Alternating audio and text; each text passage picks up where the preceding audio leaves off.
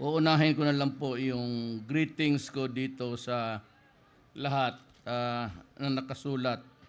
Dalawang listahan yung sa akin, PMS, pati yung dito. So dito yung masusunod po. Babanggitin ko po mga pangalan nila. And of course, I'd like to greet Lieutenant General Ferdinand Quidilla, the Commander, Southern Command of Luzon. Si Police Superintendent Wilhelm Mayor, the Regional Director PNP for B. And Major General Roderick Paraino, he was my task force Davao commander before.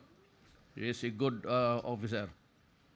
Si Colonel Antonio Parlade, the commander sa 230